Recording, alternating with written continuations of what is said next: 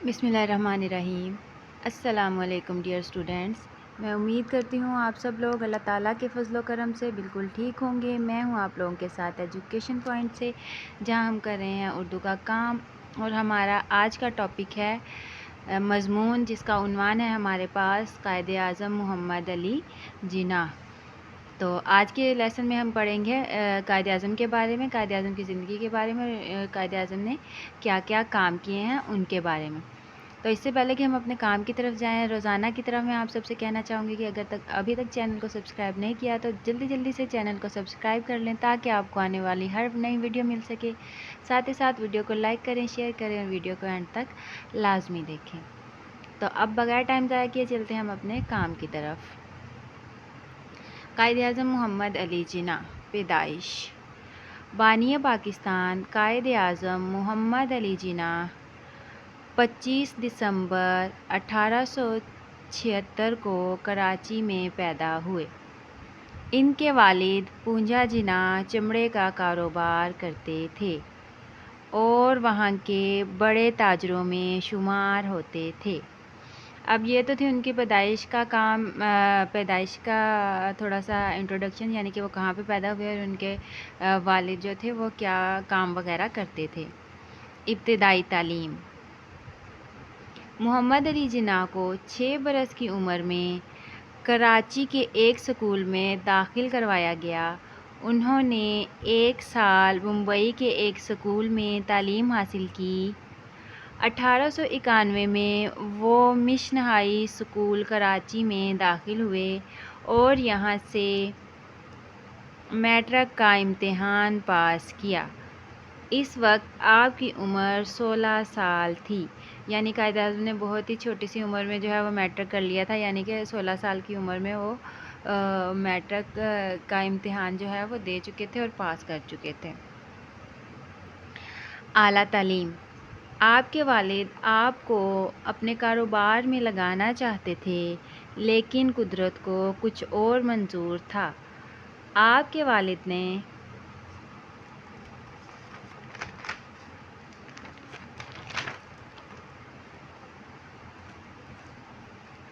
اپنے ایک انگریز دوست کا مشورہ قبول کیا اور اپنے ہونہار بیٹے کو قانون کی اعلیٰ تعلیم کے لیے انگلستان بھجوا دیا، کیونکہ اس کے مین گیٹ پر اچھا یہاں سے ایک لائن مس ہو گئی تھی میرے سے، یہاں اوپر سے دیکھیں گے۔ آپ نے وہاں ایک ادارے لنکن ان میں داخلہ لیا، کیونکہ اس کے مین گیٹ پر دنیا کے مشہور قانون دانوں کے ناموں میں حضرت محمد صلی اللہ علیہ وآلہ وسلم کا نام سر فہرست تھا۔ یعنی کہ قائد اعظم نے بہت سے ادارے جو تھے وہ گھوم کر دیکھے تھے کہ انہیں کس ادارے میں جو ہے وہ داخلہ لینا چاہیے۔ آج کل سارے لوگ ہی اس طرح کرتے ہیں کہ وہ پہلے اپنی مرضی کا، اپنی پسند کا جو ہے وہ ادارہ تلاش کرتے ہیں، اس کو دیکھتے ہیں کہ یہ کیسا ادارہ ہے تو پھر اس میں ایڈمیشن لیتے ہیں۔ تو قائد اعظم نے بھی ایسا ہی کیا تھا کہ انہوں نے پہلے سارے ادارے گھوم کر دیکھے، لیکن انہیں پھر وہاں کے ایک ادارے میں جب وہ گئے ہیں تو وہ باہر کھڑے ہو کے انہوں نے سارا جائزہ لیا ہے کہ یہ کیسا ادارہ ہے۔ تو جب وہاں پہ انہوں نے ایک فہرست چیک کیا، ایک لسٹ دیکھی ہے، تو وہاں پہ دنیا کے مشہور سائنسدانوں کے نام لکھے ہوئے تھے، جس میں ہمارے پیارے نبی حضرت محمد صلی اللہ علیہ وآلہ وسلم کا نام سر فہرست تھا، یعنی کہ سب سے اوپر لکھا ہوا تھا۔ تو یہی وجہ تھی کہ قائد اعظم نے اسی ادارے میں داخلہ لینے کا فیصلہ کیا اور اس ادارے میں تعلیم حاصل کی۔ آپ نے وہاں 20 سال کی عمر میں وکالت کا امتحان پاس کیا۔ پریشانی کا دور: جن دنوں آپ انگلستان میں تھے، آپ کے گھریلو حالات خراب ہونا شروع ہو گئے۔ آپ کی والدہ کا انتقال ہو گیا اور والد کو کاروبار میں زبردست نقصان اٹھانا پڑا۔ ان کی مالی حالت بگڑ چکی تھی۔ قائد اعظم محمد علی جناح نے ان حالات کا مقابلہ ہمت اور حوصلے سے کیا اور کراچی میں وکالت شروع کر دی۔ یعنی کہ وہاں سے واپس آ گئے تھے، جب انہیں پتہ چلا کہ گھر کے حالات ٹھیک نہیں ہیں تو وہ انگلستان سے واپس آئے اور پھر وہاں پر انہوں نے جو ہے کراچی میں وکالت شروع کر دی۔ سیاست میں حصہ: آپ نے انگلستان کے زمانہ طالب علمی ہی سے سیاست میں دلچسپی لینا شروع کر دی تھی۔ وطن واپس آ کر آپ کانگریس میں شامل ہو گئے۔ شروع میں آپ کو ہندو مسلم اتحاد کا سفیر سمجھا جاتا تھا، یعنی کہ جب سیاست میں حصہ لیا ہے تو ہندو مسلم جو تھے وہ اکٹھی ایک ہی ٹیم تھی، کانگریس، لیکن جو تھی وہ کانگریس صرف جو ہے وہ ہندوؤں کے لیے ہی تھی۔ مسلم لیگ میں شمولیت۔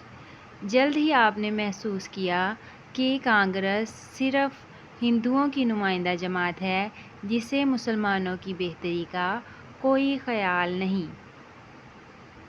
چنانچہ آپ مسلم لیگ میں شامل ہو گئے، یعنی جب انہیں پتہ چل گیا کہ یہ جو جماعت ہے یہ صرف ہندوؤں کے فائدے کے لیے ہی سوچتے ہیں، ہندوؤں کے لیے ہی قدم اٹھاتے ہیں، انہی کے لیے آواز اٹھاتے ہیں، یعنی مسلمانوں کے لیے کوئی کام نہیں کرتے، تو قائد اعظم نے فوراً جو ہے وہ جماعت سے الگ ہونے کا فیصلہ کر لیا۔ پھر انہوں نے کیا کیا کہ انہوں نے اپنی ایک الگ تحریک جو ہے وہ چلائی تھی، یعنی پھر وہ مسلم لیگ میں شامل ہو گئے اور ان کے صدر بن گئے۔ آپ کی ولولہ انگیز رہنمائی کی وجہ سے مسلم لیگ جلد ہی مسلمانوں کی مضبوط ترین سیاسی جماعت بن گئی، یعنی قائد اعظم نے پھر مسلمانوں کے لیے ایسا کام کیا کہ جو مسلمانوں کی یہ جماعت تھی وہ جلد ہی جو ہے وہ مضبوط ترین ہو گئی۔ علامہ اقبال اور قائد اعظم۔ اب ظاہر سی بات ہے کہ پاکستان کو بنانے کا خواب تو علامہ اقبال نے ہی دیکھا تھا، تو لیکن اس کو پایۂ تکمیل تک پہنچانے کے لیے قائد اعظم نے قدم اٹھایا تھا۔ تو اب یہاں پر جو ہے قائد اعظم اور علامہ اقبال کی دوستی بھی بہت زیادہ تھی، تو پھر اب یہاں دیکھتے ہیں کہ قائد اعظم اور علامہ اقبال نے ایک دوسرے کے لیے کیا کیا۔ جب قائد اعظم یہاں کے حالات سے مایوس ہو کر واپس انگلستان چلے گئے تو دوسرے رہنماؤں کے علاوہ علامہ اقبال نے بھی انہیں وطن واپس آنے کے لیے تیار کیا، یعنی کہ قائد اعظم بہت زیادہ مایوس ہو گئے تھے کہ یہ تو ہندوؤں کی جماعتیں ہیں اور یہ سارا کچھ جو ہے وہ ہندوؤں کے حق میں ہی بہتر کرتے ہیں، لیکن انگلستان چلے گئے۔ پھر وہاں سے جو ہے علامہ اقبال نے قائد اعظم کو خط لکھ کر واپس آنے کے لیے تیار کیا۔ علامہ اقبال نے آپ کو لکھا کہ اس وقت مسلمانوں پر نازک وقت ہے، آپ ان کی رہنمائی کر سکتے ہیں۔ قائد اعظم نے علامہ اقبال کا مشورہ قبول کر لیا اور وطن واپس آ گئے، یعنی علامہ اقبال نے پھر انہیں واپس آنے کے لیے کہا تو قائد اعظم واپس وطن پاکستان آ گئے۔ دو قومی نظریہ۔ ہندوؤں نے ایک قومی نظریہ پیش کیا، لیکن قائد اعظم نے اعلان کیا کہ مسلمان مذہب، تاریخ،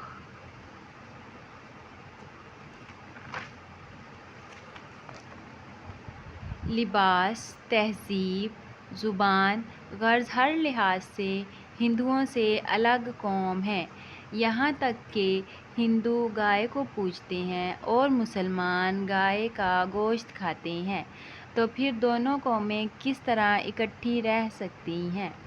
یہی دو قومی نظریہ قیام پاکستان کی بنیاد بنا، یعنی پاکستان کو بنانے کے لیے ہمارے سب سے بڑی وجہ ہی یہ تھی کہ جو ہے یہ سب قوموں سے الگ قوم ہے مسلمان، تو یہ سب قوموں کے ساتھ اکٹھے سروائیو نہیں کر سکتے، یعنی کہ اکٹھے زندگی نہیں گزار سکتے، ان کے لیے اپنا الگ وطن ہونا ہی چاہیے۔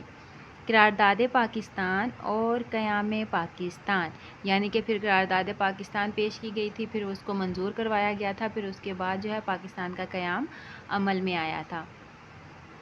23 مارچ 1940 کو لاہور میں مسلم لیگ کا سالانہ اجلاس قائد اعظم کی صدارت میں منعقد ہوا، جس میں تاریخی قرارداد پاکستان منظور ہوئی، یعنی کہ قائد اعظم نے پھر کام کیا اور پاکستان بنانے کے لیے قرارداد منظور کروائی گئی۔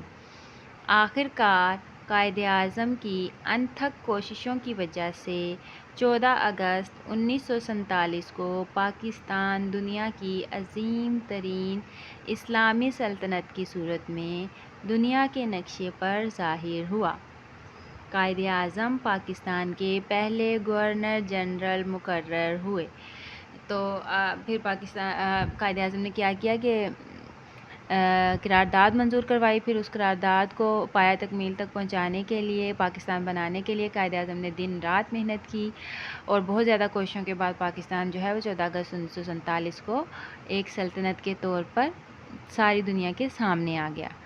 اس کے بعد کیا ہے جی، وفات. سال ہر سال کی مسلسل محنت سے قائد اعظم کی صحت خراب ہو چکی تھی.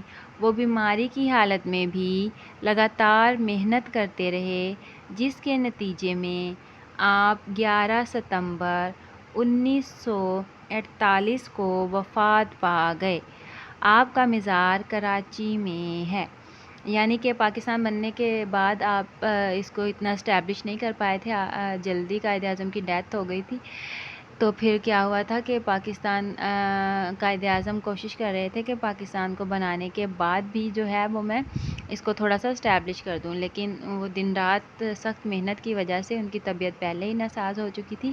اس لیے قائد اعظم جو ہے وہ پاکستان بننے کے بعد کچھ عرصہ ہی زندہ رہ چکے تھے. تو یہ تھا ہمارا آج کا ٹاپک، ہمارا آج کا کام. مجھے امید ہے آپ لوگوں کو پسند آیا ہوگا. کل انشاءاللہ ایک نئے ٹاپک کے ساتھ آپ سے دوبارہ ملاقات ہوگی. تب تک جاتے جاتے میں آپ لوگوں کو ایک دفعہ پھر سے یاد کرواتی جاؤں کہ اگر ابھی تک چینل نہیں سبسکرائب تو جلدی سے چینل سبسکرائب کر لیں. کل انشاءاللہ ایک نئے ٹاپک کے ساتھ، ایک نئی ویڈیو کے ساتھ آپ سے دوبارہ ملاقات ہوگی. اپنا بہت سا خیال رکھیے گا. اللہ حافظ.